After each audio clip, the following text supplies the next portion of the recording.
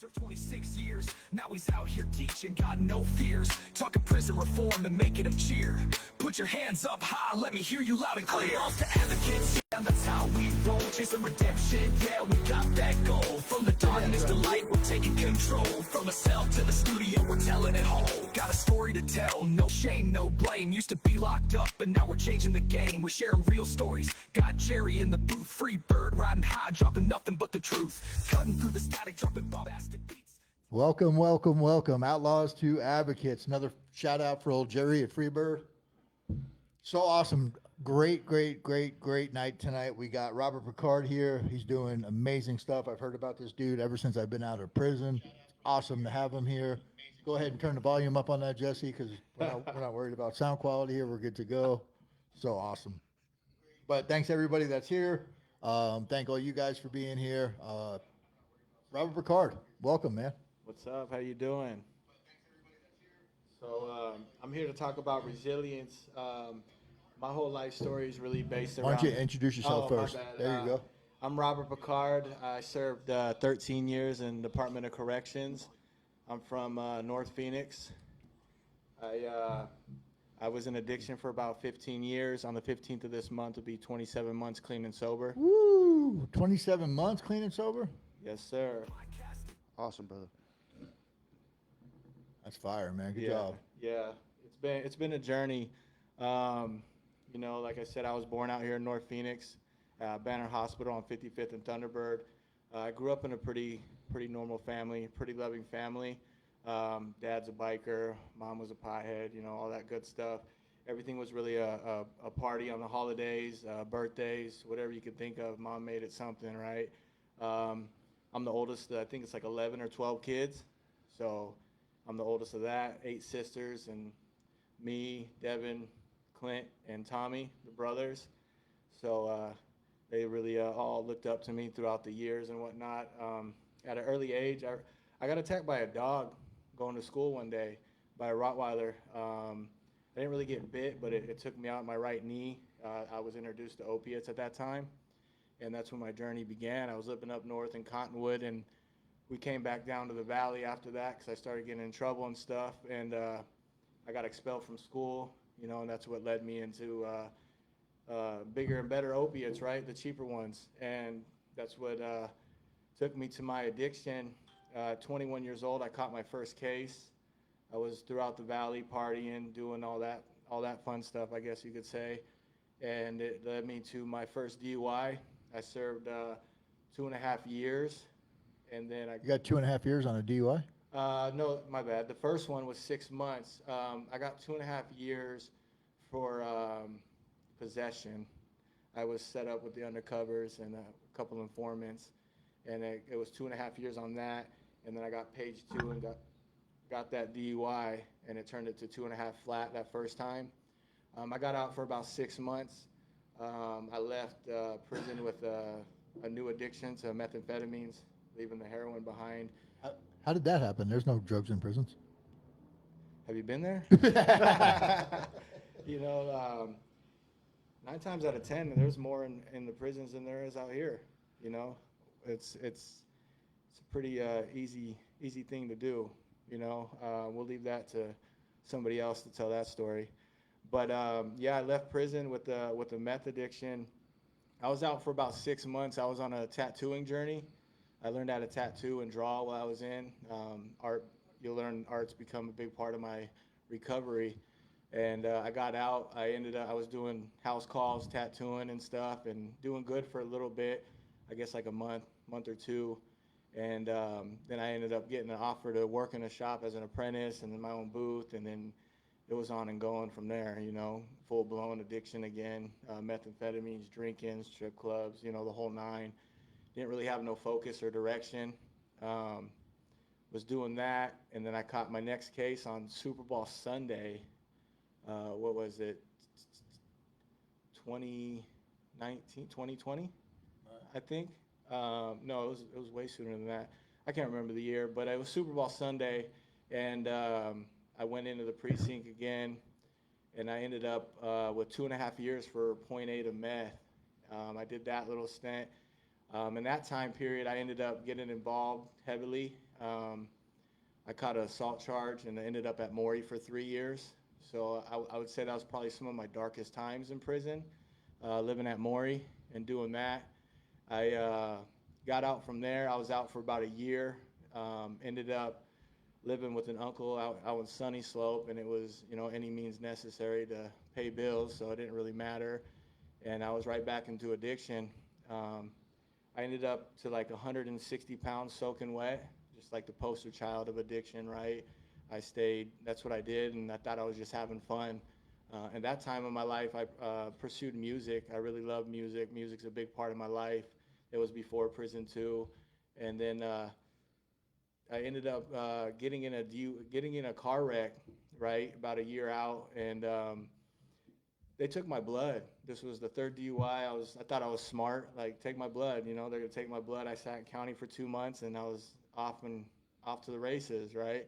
Thought I was slick. I'm not gonna do any of their field sobriety tests because I couldn't do it, right? That's what I told them. And I took the blood. I was off and running. And then I ended up, about a year later, I ended up getting reinstated. It was the 6th time they were going to reinstate me on IPS throughout that time. And I told the judge no. I was sick of it. I was tired. I just couldn't do it no more. At 160 pounds, and you're just going to keep reinstating me. So I told the judge no. Like let's revoke this probation. In my mind, I knew I had a 15-year case pending for this DUI, that car accident that I got, and I went back. I went to county for 2 weeks. Hit the yard. I was on the yard for about a year, and I think it's important to say this. When I went back in that time, I signed full IHP. That was a turning point in my life. I was done.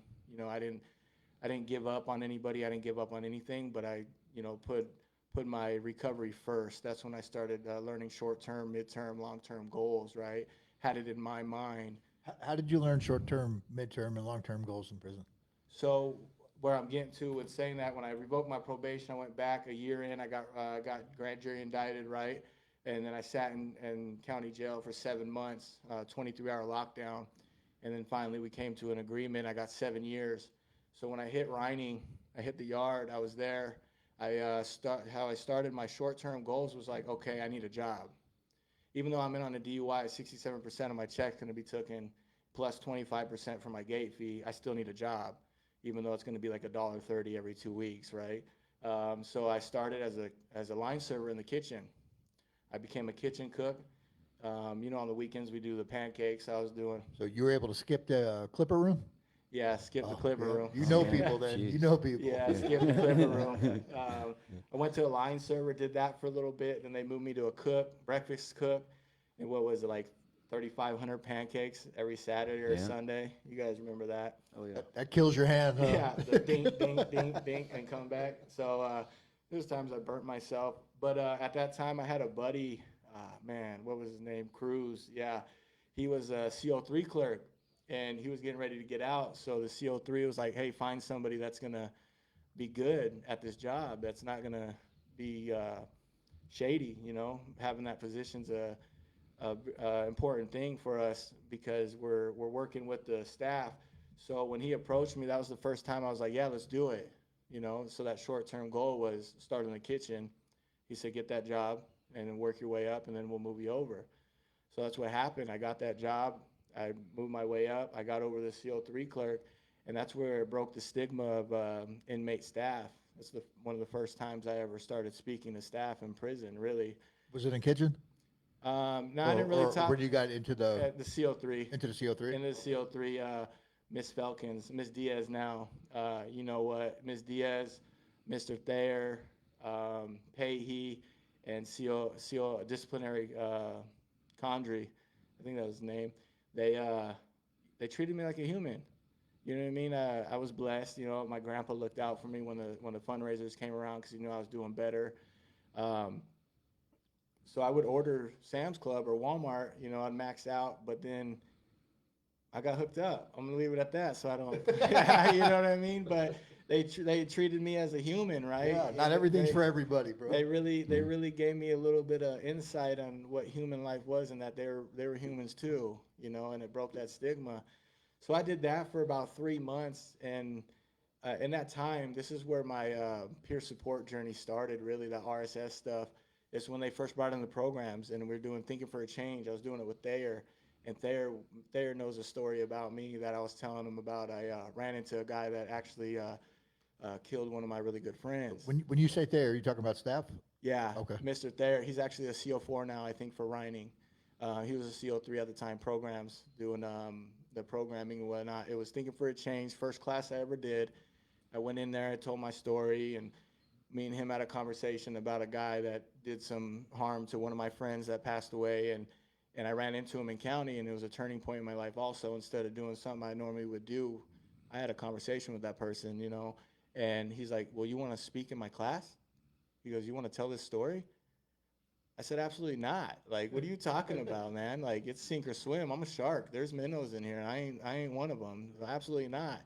So about 3 months later, I got reclassed, and they're like, hey, you're leaving. I'm like, I'm leaving? Like, where are you going? Like, where are we going? You're getting reclassed. You're going to a 3-yard. So keep in mind, I went from a 2 to a 4. Did a lot of my time on close custody. That's where I did a lot of my time for simple possession charges and DUIs. And I ended up at East Unit, by the grace of God, and some inside help, I guess. So they got me over to East Unit, and that's where art came into play. That's where ASU came into play. You said art? Art. Okay. Painting. Okay. Yeah, painting. ASU came into play. Tell us about ASU. What do you mean? So ASU, I did the Inside Out program, criminology, with the ASU, and then I got involved with the incarcerated. We did artwork at the hobby shop. I lived there. If in the mornings I was in the hobby shop, the afternoon I was the guy that worked out at 12 in the afternoon in the middle of the summer. That's what I did. And so if I wasn't in the hobby shop, I was working out, or I was at my rack chilling. But I'll keep it real. Through that time at East Unit, it was rocky. You know what I mean? I was still indulging here and there in my recovery. It was rocky. I wasn't learning much, but I did get into a lot of classes. I graduated the Inside Out program right before COVID hit. That was a cool experience, getting to hang out with the college students and the 10 individuals from the yard, and learning that we're not really that different, from the college students to an inmate. We're really not that different. We just, we're on our own walks of life. So that it really opened my mind, right? I was working in not programs, I was working mail and property. First week there, I was in mail and property. Everybody was like, how'd you do that? Well, I knew a few people at the yard, and they're like, That helps, right? Yeah, they're like, here. Let me back up a second here. You said with the ASU program, right? So let's give a shout out to the people that you were working with from ASU, because they do amazing work. Oh yeah, Kevin Wright, Absolutely. the director, right? Rockstar, yeah. Rockstar. I got to meet him in person on the yard, and be one of the first 5 for the incarcerated art show last year out That's here. awesome. I think that's the first time I met you. Yeah, it was. In passing, you didn't really talk to me though, but Yeah, I was there. yeah. I was like, Oh, this yeah, guy's got okay, tattoos yeah. on his face. I'm staying away from him. Stay away. I was bald too, so I looked real hard. But I met Kevin Wright. Stephanie was one of them. There was another male, and I'm sorry, I can't remember his name at the time. And the biggest one that's still around, big mentor, Caitlin Matekel. Caitlin Matekel, man. We have Shout out to her. the absolute pleasure of working with her from time to time. She works at the same organization we do. Yeah. And yeah, she's phenomenal human being. Absolutely Dude. phenomenal. Yeah, she is great. I love her to death. She's really been a staple in my recovery. So I got to do that, the Inside Out. I did mail and property for a little bit, and then the COs changed. The personality changed in mail and property. So I heard we were actually talking about him a little bit ago. My buddy Peter Masinga, he's like, "Hey, we're getting ready to create this mentorship program." I was like, "Oh, really? What's it about?" He goes, "You'd be great for it." And that's where the seed was planted, right? That's where I started learning about my story. It could be positive instead of negative, and continue what I'm doing. So I was like, all right, cool. Introduce me to the people. Introduced me to the people that were doing it, And so I went on a probation period of, I think it was 90 days. So for those 90 days, I tightened up because I really wanted this, right? So And when you say a probation period, there's some kind of accountability with your peers? Like, what's that yeah, look with like? the peers. So it's accountability with the peers. So there's a RSS program in prison, recovery support specialist, which is equivalent to peer support out here. That's how I got mine. Exactly. So they didn't want to bring it to East Unit because East Unit was closing. And we created a probation period to get involved. So, clean UAs, all that, to show that like really want to do this. So that's when I started working with resources and stuff and doing that.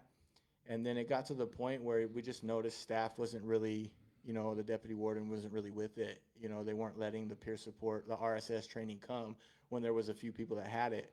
So that's when I first learned about that, and we created that. I actually still have pamphlets and a little packet that we created, like the foundation of it. So I got to be involved in that. And I want to touch on that because that's important, right?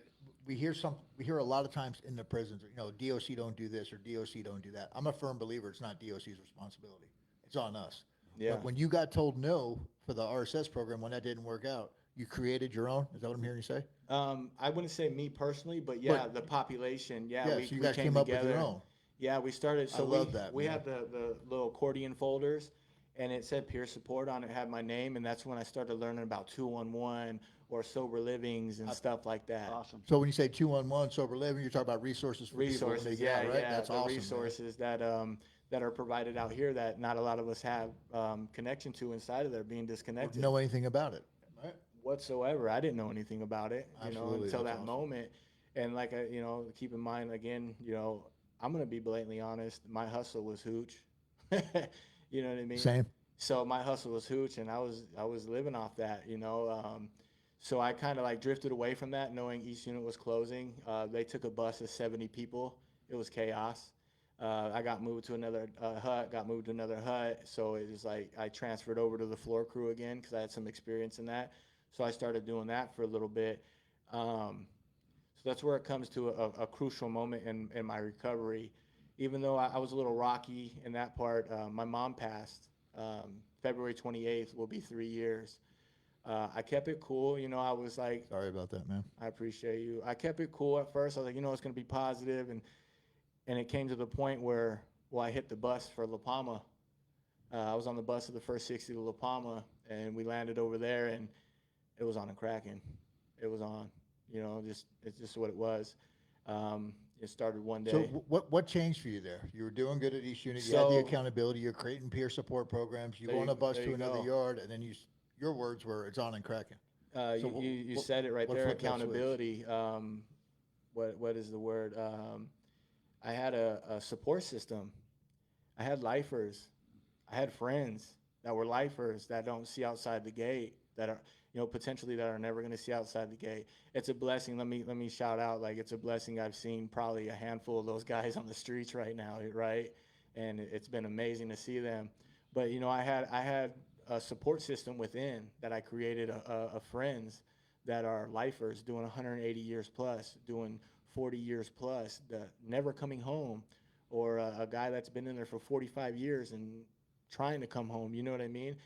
And I took the time. Plays the guitar for like Joey Bonamassa, huh? Oh my goodness. There's so much talent in there. It was amazing. The bands and stuff in there too.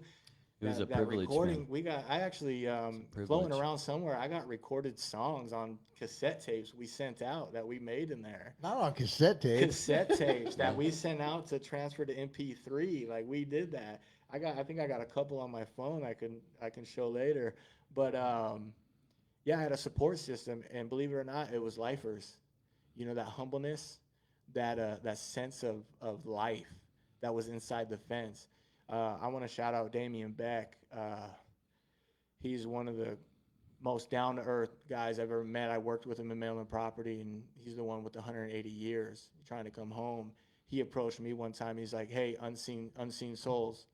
I was like, "What's that?" He goes, "My daughter's nonprofit. I need a painting."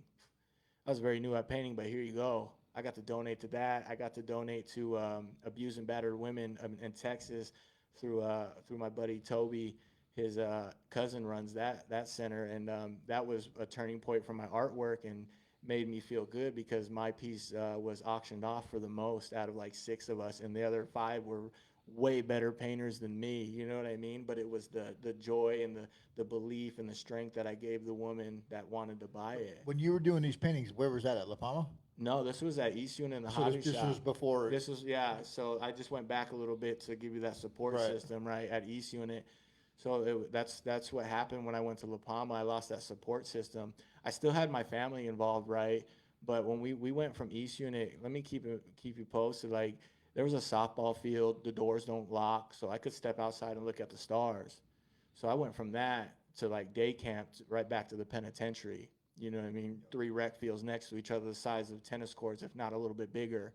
Double spine fences and 120-man pods. I ain't never seen 120-man pod. I'm used to 50 split in half. Welcome to private prison, right? You know what I mean? Yeah. But so that, you know, and signing IHP is a good thing. You know, I let go of that politic lifestyle, right? But then again, it's that's one thing I aim for in my life, and what I'll get to in a little bit is those politics being taken away. It's a violent environment again. You know, the youngsters are up and running and not listening to the older crowd, and that structure's gone. That's a crucial thing. But so I got back into that, and just being who I am and my name and the people I was around, you know, a committee was created. And it was like, hey, Bobby, it's you. Like, you don't have a choice pretty much, you know. It's you. So when stuff hits the fan, like, you got to talk. So I'm like, okay, whatever. But, you know, we did that. It was 60 people. We were in a 60-man run, intertwined with the 4 yards that were signed in the loopholes. So that was high tense, you know. And then we moved over to our own pod, and there was 120 people. And, you know, it started 1 day a week, 2 days a week. I was using 3 days a week, and then it was full on 4 months. Full on 4 months. I was sleeping 16-hour days, depressed, going through it. You know, just anything I can get my hands on, I was putting in my body. And then it landed into, it was 8-hour shifts in the kitchen. 1 day in the kitchen, I went from cooking pancakes to stacking pancakes. Everything was frozen. Everything was frozen. I was stacking pancakes one day, and it felt like the biggest rubber band. When I opened up my arm, on my right arm, it felt like the biggest rubber band hit me in the arm, spun me around and sat me down, full blown in tears, and just like, you know, my chest pumping. And it might have been an anxiety attack. It might have been, you know, just overwhelming. I don't know what it was, but so I left work early. I give my ID to the Miss Johnson, the security guard at Core Civic, the security guards. I give it to her. I said, hey, here's my ID just in case. I'm going to go shower. Ironically, for the foundation you work at, that's the day I got my mentorship certificate that I completed the program. Oh, that's awesome. That was great. That same night. But I go take a shower, and I'm in the shower. My left arm turns purple. Like I'm watching it go from white to just turning purple, and I go up to my room, I shower. My cellie at the time's like, you good? And I was like, nah. So I walk downstairs, I sit in the chair. One of my buddies was at the top of the stairs, and he's looking at me. He's like, B, you all right? You all right? And I was like, nah. And the next thing you know, I'm on a stretcher and medical. I'm in the back hallway in medical for 45 minutes. And then after that, I remember, I can't remember the guy's name. He even told me to come visit him at the fire department. They put me in the ambulance, and he's like, hey, big guy, we're going to put you in the ambulance because, you know, with me, you, and the pilots, we can't get you on a helicopter. So I went and spent the night in the hospital, swelling of the brain, phantom touches. They said like a mini stroke. So that was a very, very hard relapse, that 4 months. I came back, and then I ended up getting into it with medical, you know, arguing with medical, because I remember what the hospital told me about swelling of the brain, and neurologist, doctor visit I needed, and they're like, nah, none of that, da, da, da. So I think that's what pushed me over the edge. And finally I was like, I was off work. I was just playing, like I didn't want to go to work no more, right? So finally I was like, I'm going to work. So that day I did it on a certain day. I think it was a Wednesday, because staff would come in, the leadership, like deputy wardens and stuff. I will never forget him, Deputy Warden Freeland. He's in the kitchen, and I pull him aside, and I was like, hey man, this is about me right now. I don't care. This ain't about nobody else. This is about me. I'm sober. I can piss clean, but I need to get out of here. I need to get out of here. So in the meantime, like before I did that, I've been emailing with the CO3 to get an override, and I was told I'll never get I'll get to a 2-yard again, just because my background and STGs and gang tags and stuff. And I spoke to him, and I was like, I need to get out of here. Like, I want to do this RSS stuff. I need to be somewhere where it's at, like Globe. You know, that's where I want to go. And Globe's pretty sweet, by the way. right, yeah, I got friends up there right now that are coming home soon. So, believe it or not, 3 weeks later, I get the message on the tablet from the CO3, and he's like, hey, your override was granted. I say that because I spoke up. You know, I advocated for myself, and it really like blew my mind. I was told for 3 years, you'll never go to a 2-yard again. You won't. It just won't happen. And I got that. So about 2 weeks later, I roll up, and they're like, hey, you're going to Globe. You're going to Globe. And man, I made it to the motherland. I landed at Fort Grant. I landed at Fort Grant for my last year. So I went to Fort Grant for my last year. I had a little relapse on my mom's birthday.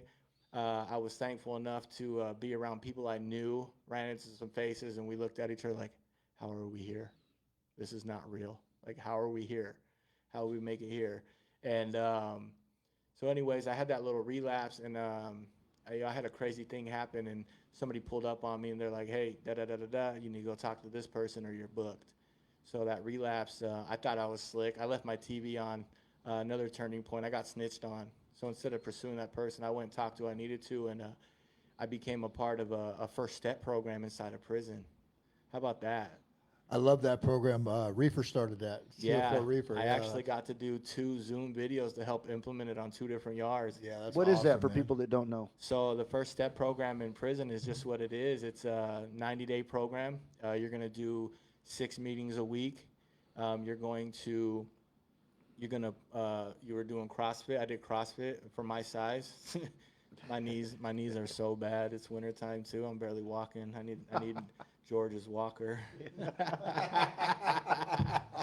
But yeah, so I did that, and man, we had our own little dorm at first, right? We called it the Bird Cage. I think it was dorm Nice. 8. So That's it was awesome.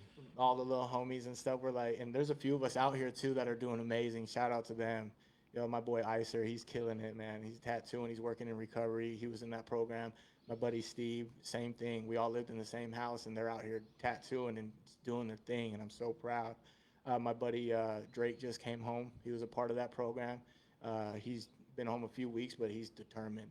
People say programming in prison doesn't work. Oh, man, I'm going to blow your mind in a minute. So anyways, I got into that 90-day program, right? And so keep in mind, I told you at East Unit I did programming, right? And then I did more programming at Fort Grant. So a big thing for me, yes, I am actively involved in the 12 steps right now, but it's my first time ever. So a big part of my recovery is prison programming with a good number of 33 certificates when I left prison. 33 certificates of programming, halfway to my associates in sociology in college, construction tech, you name it. Like even parenting classes, I ain't even got no kids, right? Like I got nieces and nephews that are my world, so I had to learn some things. So That's amazing, man. I absolutely love that. you know what I mean? I got a folder, like it's thick, and I want to say this too for anybody that's listening, that this might get back to your people on the yard. Those certificates, put them with your resume. If you're gonna go for a peer support job, or you're gonna try to get a job or get an apartment or whatever you're trying to do, like attach those certificates. And something else too, a lot of people don't know, those certificates got me out of, I think, all of my community service with probation. Exactly. They have some formula for it. I sent them everything I had. Like you, I had a bunch. Yeah. And my community service hours got zeroed. Exactly. Those certificates got me into my apartment because when I told you I needed to talk to someone, Yeah. she's like, it was a long pause, and she's like, show me something you did in prison. And I was like, Yeah. Here here's you a go. stack. Yeah. Yeah. It advocated for me to get in where Right. I'm at. So I think that's important to clear up that rumor that bounces around those fences right now. Oh, these certificates don't do anything. Yeah. I used them. So to lead into that, I wanted to do RSS. So they had the training when I was there. But the thing was, I found out the stipulations. You needed a year and a half or more to get that, so I couldn't do it. So anyways, I did what I could, right? I worked in the rec room, and then I transferred into peer facilitating, and I got certified as a peer facilitator in inmate peer programming. I facilitated classes for that last year, and then I hit that fence. And I'll tell you, for me, first and foremost, for me, that was a spiritual awakening.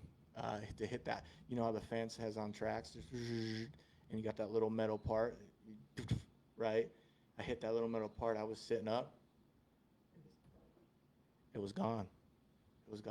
Like I don't know how to explain it, but that pressure, that prison stigma, I never looked back. and it was gone. So I came out. I made a commitment. So you're saying the second you walked out that fence, all The that fell second off. we drove that van over that Sallyport little track, Yeah. I was in the back seat. I remember it clear as day. 6 o'clock in the morning, we hit that little, and I just exhaled. It was gone. Man, that's beautiful. It was gone. That's absolutely beautiful. I promise you, that was a big spiritual awakening for me. I've always been a firm believer, right? But that right there, I like to call her my wicked stepmom. But before I got out, she was like, "Just don't look back." I ain't looked back once. Get me choked up. No, real yeah, quick. that's Get me it's choked good, up. brother. real quick. Beautiful things, man. That's So, what it is. Hey, Nate gave a shout out too. He said, "Love you, Bobby." Shout out to everyone. Shout out everyone. I've been. I see you, Nate. I was with Nate on the yard. He's out here in recovery too. Something I want to put out here too. A friend of mine, Nate's Chris Stewart. Anybody that's listening, kind of, he's missing right now. So we're looking for him. If anybody talks to Chris Stewart, sends a message to him, Facebook him, whatever. We're looking for him. We're trying to get a hold of him. You can find him on Facebook. He's not answering his phone. There's my Uncle Craig right there too. Nice. Yeah, you can hit any of us up for Chris Stewart, and I'll extend it too if I hear anything about him for sure, or even just hit me up if whatever he needs. I got the resources to help him out. Absolutely. Thank you, man. So when I left, I made a commitment to. I'm gonna shout out to New Freedom right now. I'm alumni. I made a commitment to New Freedom before it was even open. I was in contact with Denise McDonald. That was my mentor, and she spoke to me even when I was in the worst. And I'll tell you what, she has letters of me being honest of my addiction, right? And I told her, and she just not even coached, she just walked me through it and just was there for me. That made it mean a lot. But when I made that commitment, it was before New Freedom opened. I was like, they're picking me up at the gate. I'm not going home. Because every time I go home, I get complacent, right? I get too comfortable. I go right back to what I know because I can be at home. There's a roof over my head. Nah, they're picking me up at the gate. I went to New Freedom. I think a guy named Abel picked me up. We went into the Circle. Well, I went into Circle K. We pulled up to the gas pump. I was like, well, here we go. It's all or nothing. Keep in mind, I was behind the gate 6 years and a month on this time, right? Doing 7 on the DUI. And I go into Circle K, and I'm grabbing a water, like 2 Gatorades, and I'm shaking. I'm shook. Like, my nerves. I'm like, where am I? Inexplainable. Inexplainable. I go up to the counter, and now they got these. You can set the drinks on the weigher, the scale, and it gives you the price.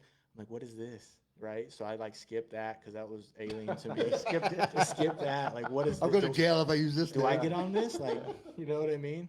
I'm a solid 230. Do I get on this? Am I gonna break it? But so I go to the lady at the counter, and I got my visa from prison. There ain't no chip in it. What's a chip? What's a chip? And potentially, in my addiction, I don't even think I knew how to slide a card. I was in and out of prison since I was 21, right? So I never had a bank account. Well, I did, but it didn't last long, right? So it was always wheeling and dealing stuff. So I shoved the card in the little cert to pay, and she's like, "What are you doing?" I was like, "I'm trying to pay." Like, it said, "Put the chip in there." Like, I was like, "Listen, I just got out." She's like, "Oh, okay, well, hold on, give it to me." And so the lady ran it for me. I got my little pack of cigarettes. I got my little drinks. Get in the car. We go for the cruise. I get to New Freedom. I hit the door, and Trina's there. Denise, they're all there. Trina's like, "Get a picture with your fam." Like, how Trina is. That's so yeah, she's a rock star. And I get in there, and they're like, "Welcome home." And, it was awesome. But it was packed. Like, everybody's zoom, zoom, zoom, zoom. We're used to slow motion, slow it down. Yep. And everybody's going around. So they take me into the UA. I believe it took me 2 hours to piss. It took me 2 hours. My anxiety and my back's against the wall. They're like, "You good?" I was like, "I'm good, but this is a lot. Like, what's going on right now?" And so I got lucky. They gave me a little tour, and we went outside for a cigarette, and finally I could produce. That took a little bit. I don't know who it was, but there's certain people I just can't produce in front of. So it's like, that was a little bit too much. But so I went into that program, and head down in my lane. Met up with Caitlin, talked to the people I needed to talk to. The biggest thing I want to say when you go through a program like that is network. Keep to yourself. Don't use a program like that for Love Island. You ain't offering nothing to a female. The female ain't giving you nothing. Don't sneak in no room. Don't do it. You ain't got nothing to offer. Like, you just come home, you're working on yourself, right? So I kept my head down. I stayed in my lane. Believe it or not, my buddy Mike, shout out to him. He got out a week before me. He did 13 years straight, and we became roommates. Like, that was we got lucky, right? We were roommates, went through class together. His growth, that's for him to tell, but I witnessed it. He would not speak about his story. I witnessed it to the point where me and him were both offered to be in the Navigator and got to send that to the yard. And you know how many times I get hit up from the yard? My picture on there, it says no days off. That's my little thing, Indio, no days Nice, off. man. I love it. You know, going to the yard and the guys are like, what? Like, I get calls all the time, like, hey man, you're the one, or people coming home, hey man, it was because of you, I seen it. But I kept my head down. I used New Freedom as a refresher because we always need to be refreshed. I kept my mouth quiet at first because I didn't want to come in like Joe know-it-all, because I ain't. You know, I'm not better than nobody else. On my own journey, I'm doing my thing. And the first time I opened my mouth was for for jobs Oh, nice. in the transformation class. So like Becky at the time, I think it was my teacher. Becky, Lance, rest in peace, Eric. You know, man, that guy took his shirt off his back for my first interview. I'll never forget that. So I did that mock-up interview with my buddy Mike, and that's the first time I opened my mouth in class, and everybody was like, "What? Like, what's this guy talking to?" Like, they're like, "Okay." So people started asking questions and stuff, and that's where I kind of showed a little bit of my growth in those 33 certificates, because I've done it, right? But the refresher is everything, so you can continue to change your mindset and grow. I paid full attention into my IOP classes, never missed a day. Skipped Walmart. I forgot to say that that first week. Oh, there's a Walmart trip, right? Get what you need. I'm not going. I'm good. I'm good. I'm not going. My best advice is, if you want to go through that program and succeed, stay there for that 30 days. Stay there for that 30 days and get your footing. That's what it did for me. Gave me my footing. My first time out, I went on a barbecue, welcome home barbecue. Everybody was there, even my mom. They brought her ashes. You know, I got to hold it in pictures. If on my Facebook, you'll see all that. I post victories on my Facebook all the time. It's not boasting or anything. It's just to show the population or our brothers and sisters it's possible from what I came from. So that was my first trip out. I just stayed focused. There was late nights. I sat with Eric. He showed me the tricks on how to build a resume. And get this, my resume was prison jobs. Absolutely, All right? of them. You can rewrite it. My first resume was prison jobs. I landed my first job. I did peer support at New Freedom, but I landed my first job at Community Bridges. They hired me a month before I would start, knowing I was there. They said, okay, I'll hold, shout out to Kai Rich. Shit. That's an outlaw advocate if I've ever met one. She is amazing. Shout out to her for sure. That We'll have to get her on here. Oh yes. She did some time. She's doing her thing, and she gave me that chance. I'll never forget that. Yeah, that's big Getting stuff, right? Getting me That's big choked up, stuff. man. No, because you're talking about the resume thing, and that's a big deal. I went Yeah. and spoke at St. Mary's, Yeah. and a girl was telling me, she's like, I have an 8-year gap in my resume. No, you don't. I'm like, okay, well, why do you have an 8-year gap? She's like, well, I was in prison, but in another country. Yeah. And I'm like, okay, well, did you have a job while you were in that prison? She said, yeah. I'm like, okay, so you were abroad, and she sewed. Yeah. So you were abroad, and you were a seamstress, Yeah. right?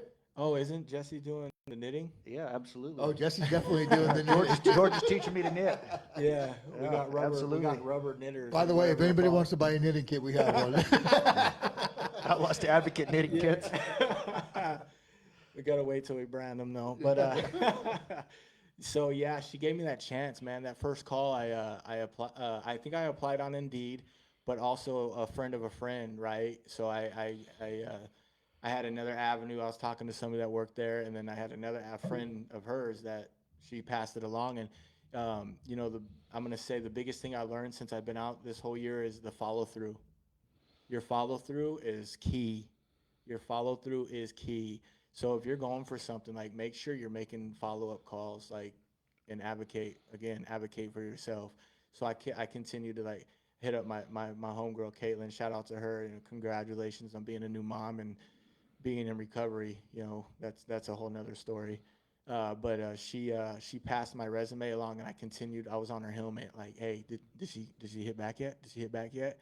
And I had this conversation with Kai one time, and she goes, yeah, I remember. Like, I know you applied on Indeed, and but also through so and so, right? And I was like, yeah. She's like, yeah, you're the guy that wouldn't leave me alone. She goes, so I saw something in you. So she called me. That first conversation, it was like an hour long, and she's like, yeah, you're probably gonna get on. So I waited. Keep in mind when you're getting a job, somebody calls, it's gonna take some time for the call back, maybe a week or two. You're gonna feel those feelings, like confusion or being let down. But stay true to the process, because it's a different world out here. So, I waited. I was like, maybe not, my mind starts wandering. I had to catch myself. 2 weeks later, I get that call, and it's when I had my interview. And that's when Eric took his shirt off his back when right by the pool right there. I was like, man, I don't have a button up. He goes, what? Give me your shirt. Eric it didn't even fit me. It didn't even fit me really. Takes his shirt off, and I put it on, a little button up short sleeve, and he kept my shirt too, so I never got that back. But it's all charge good. it to the game. Yeah, charge it to the game. It's all good. But that love that he gave me, like, it showed me that there's amazing people in this world still, right? Absolutely. And just a little educational tip too. You're talking about the follow-ups after you do the interview. Anything in life. Absolutely. A really good tip for after the interview is to send a thank you note. Yeah, that too. Hardly anybody does that. You send Yeah, that thank you note. You kind of stand out from the crowd. Plus, it's like a free follow-up. Yeah. Right. You keep your name out there, and follow through, like you said, is so important, especially in today's society. People do the bare minimum if they show up. Following up, doing those little things, man. It's everything. I see Joel right here. Says Eric's so proud of you, bro. He's proud of both of us for sure. We had Joel on last week, man. He killed it. Yeah, that's my great. buddy right there. That's a Joel. good dude right there. I see my lady on So here. what too. are Shout you out to doing her. now? Right now, so I had to do some personal growth. I'm officially a case manager at St. Vincent de Paul. Woohoo! So keep in mind, in this last year, I've obtained my peer support certification. I'm a certified BHT, and as of October 25th, I have a level 1 fingerprint card. And yes, Oh, I'm that's on huge, man. parole. Yeah.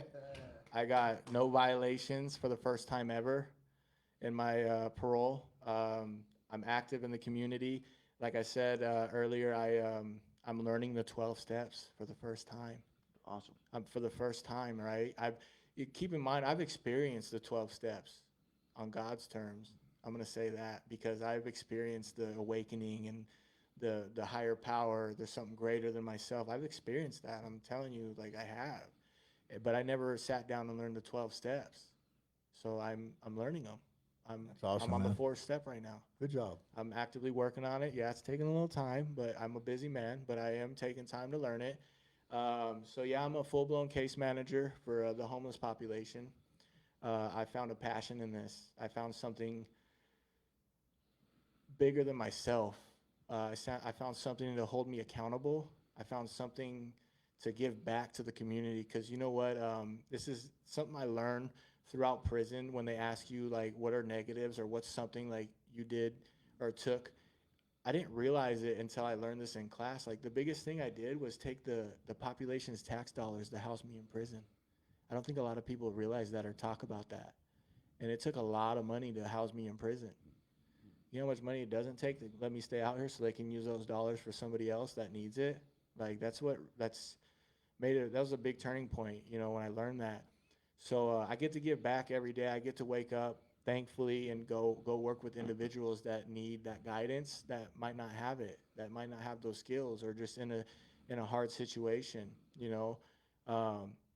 It's been such a blessing. I've grown so much. I've learned so much, doing things I never thought I would do. Right now, I'm currently building a nonprofit. We're going to keep that under wraps for a little bit. But I've got to meet some amazing people while building this nonprofit. I found myself in front of the mayor. Was it the mayor or the governor? Which one was it? It was everybody. I know the everybody. governor was there too. Yeah. The mayor, I The think, was mayor. actually there as well. I think it was the mayor, the blonde one. Yeah. there. I think so. I shook hands with the Department of Corrections director. What? He's awesome, ain't he? Shout out to that guy. Ryan Thornell, yeah, he's Thornell's bringing it. yeah, He's letting it. he is so forward thinking. Man. It's unreal the stuff that the because what was happening wasn't working, right? We proved that over the wasn't. last 50 Yeah. years or whatever it's been, and now that the stuff that's going on, Jeremy and I, we go Yeah. speak at CODA. Yeah. Dang near in a month. Someone speaks there, I think every week or every 2 weeks or something. Whenever they graduate a class, Yeah. one of us goes and speaks. We're inside the prisons. We're getting ready to go to a high custody yard at Cimarron, where I spent almost 5 years there. Yeah. They approved us to go back in there. It's amazing. absolutely phenomenal, man. Yeah, he's Cimarron, you never know what they're going to hand out. I think it was like a 2A investigation for murder. Yeah. Yeah, it was like they just hand things out over there. You just Oh yeah, Robert's in here. Yeah. Hey man, shout out to Robert. I know his son. I actually was a mentor for his son while we were in, and we got to meet. He was my peer support, and that was a full circle moment right there. Wonderful. And we got to talk. It's an amazing person in my journey. So Wait.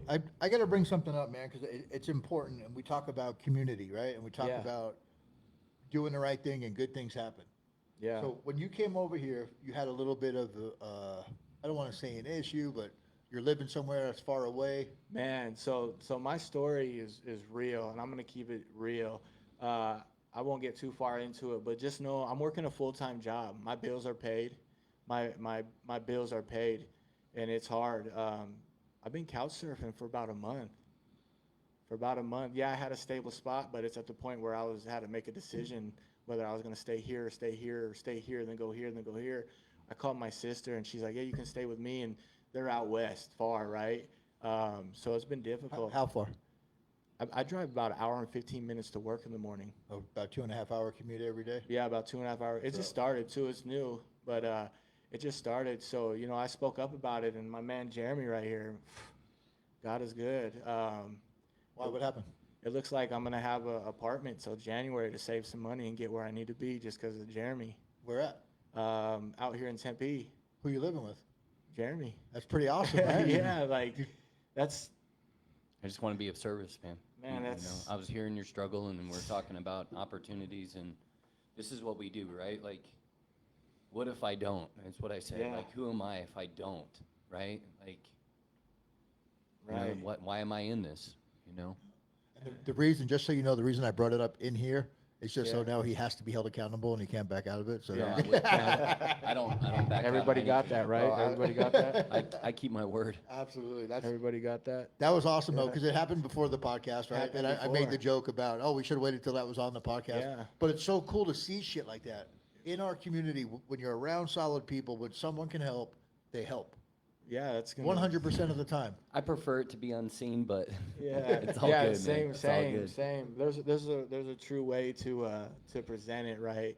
You know, one of my biggest things with this nonprofit that I'm creating is I see a lot of stigma of clicks in recovery.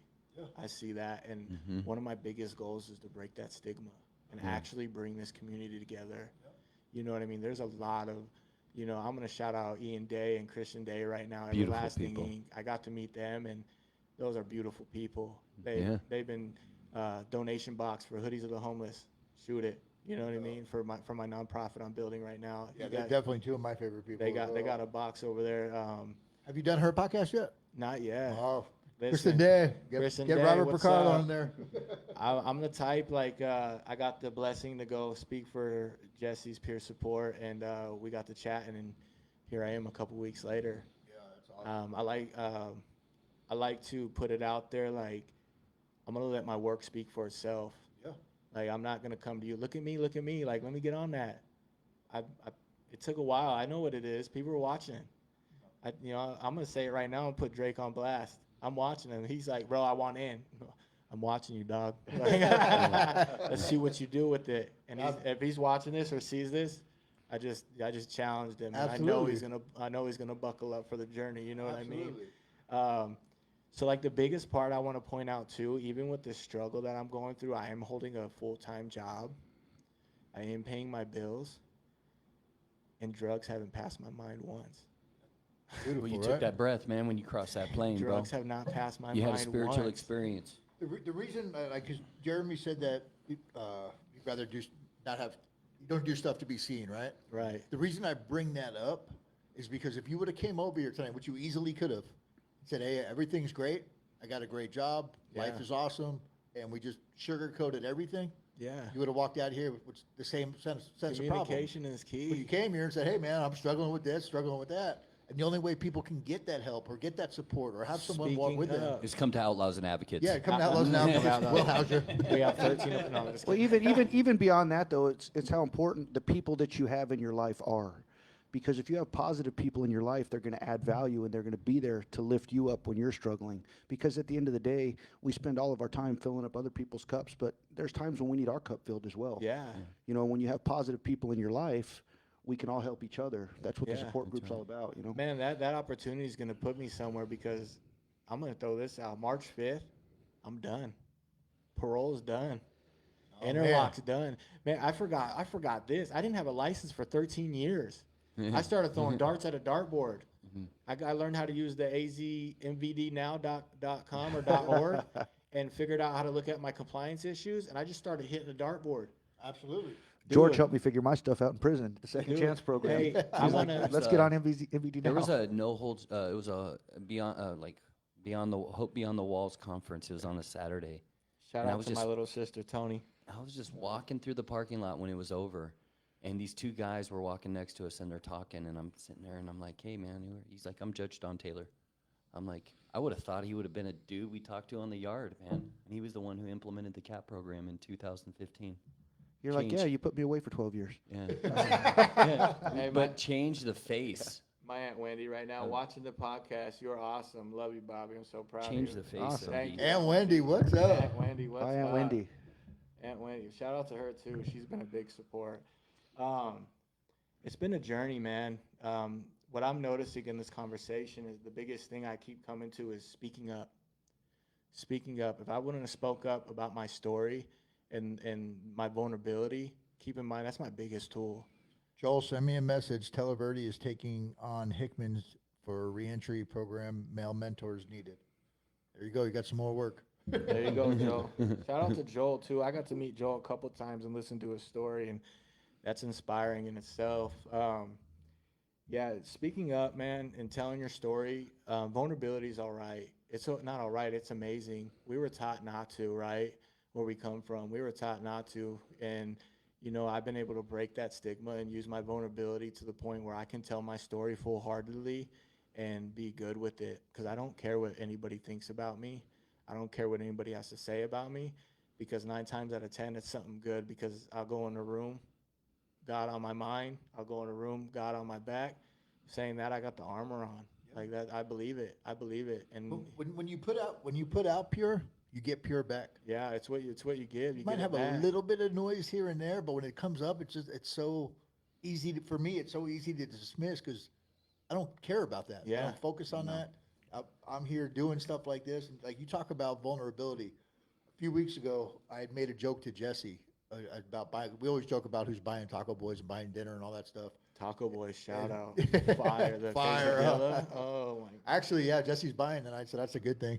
But I made a joke to Jesse about buying lunch. I was like, well, if you're coming, man, you're buying. And then I thought about it afterwards, and I was like, man, if I was struggling and didn't have a couple of dollars, I never would have been able to that joke. Like, if I actually needed Jesse to buy me lunch, I would have struggled with saying it. Yeah. And the people that need it the most, that's when it's the hardest to ask. Yeah.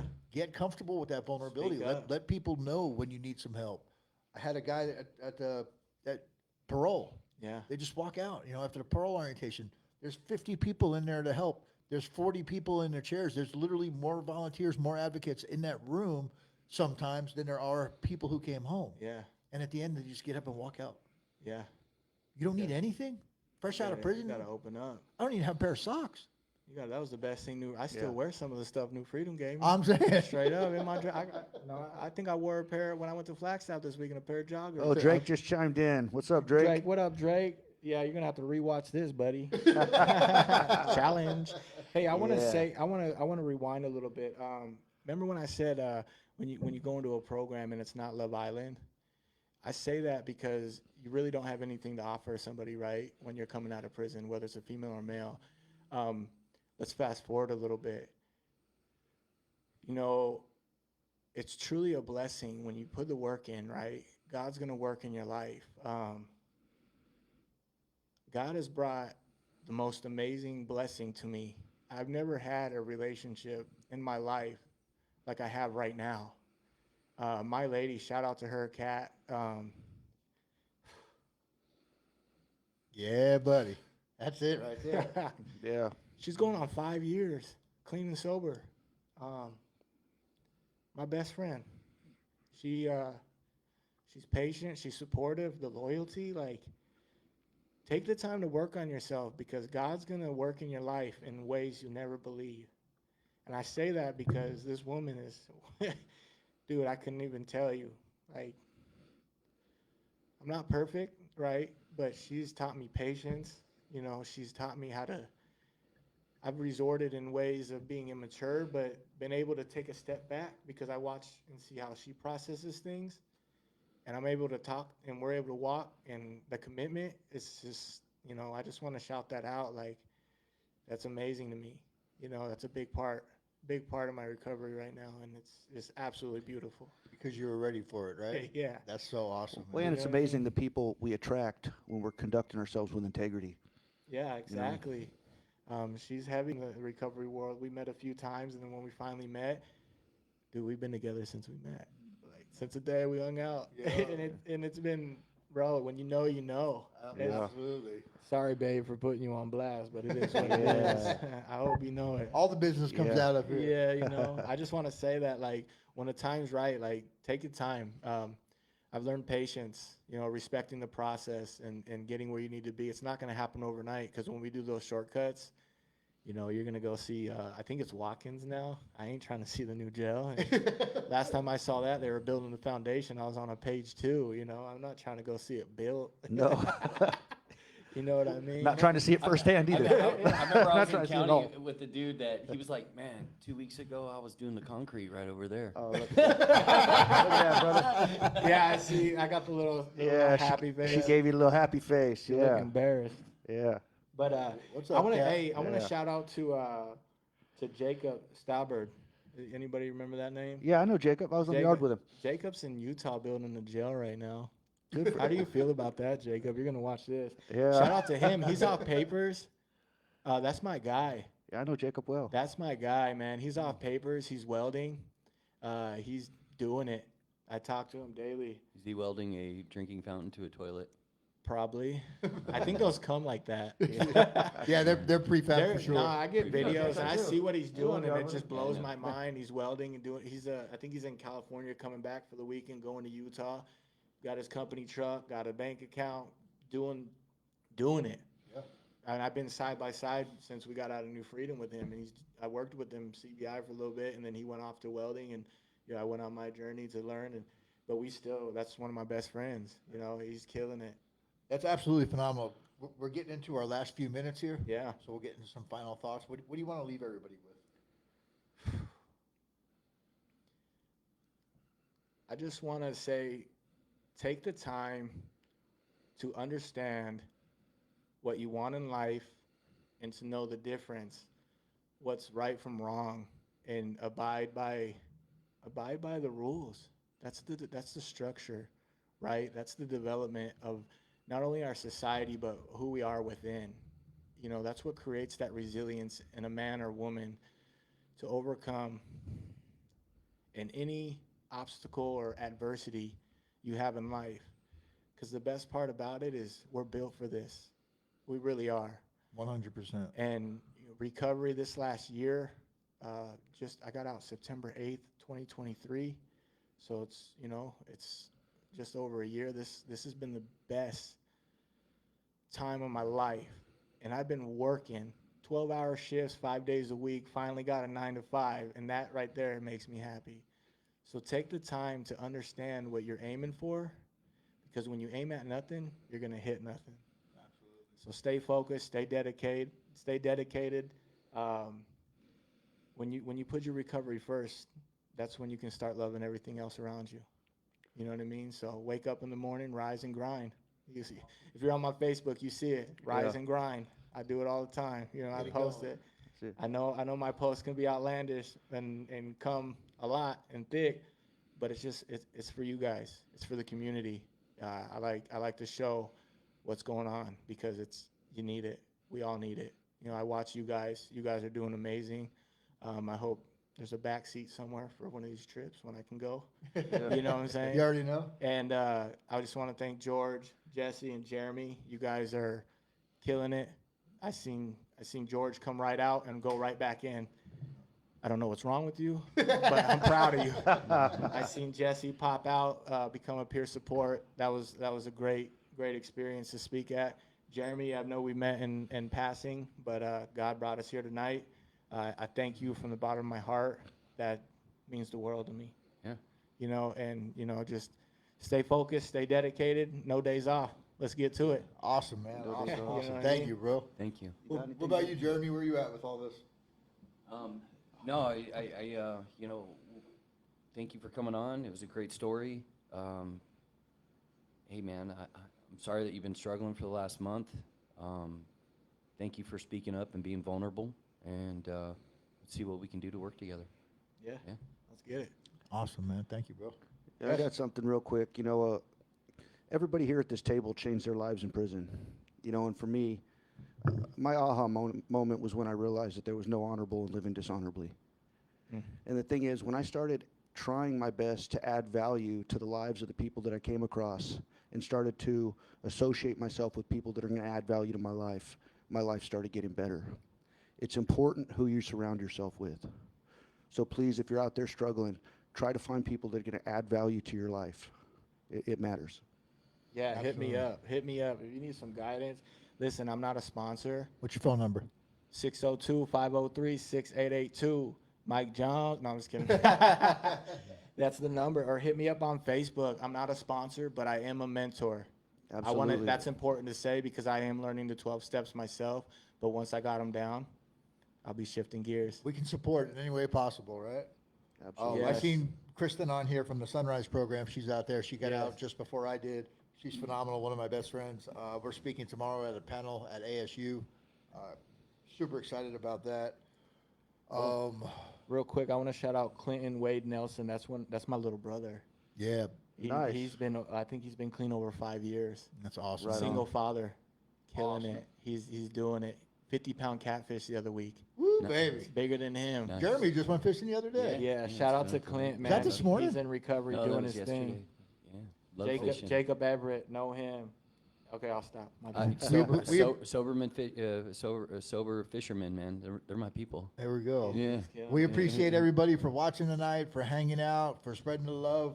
Every Wednesday, 7 o'clock, Outlaws to Advocates. Please come back next time. Next time, invite a friend. Let's double up these numbers. We love all you guys. You got one phone number. You got another coming from me, 480-527-6326. No matter what you're going through, you're never alone. There's plenty of support, plenty of people out here to help. We love all of you guys. Thank you. Absolutely. Love you guys. Have a good night. Thank you.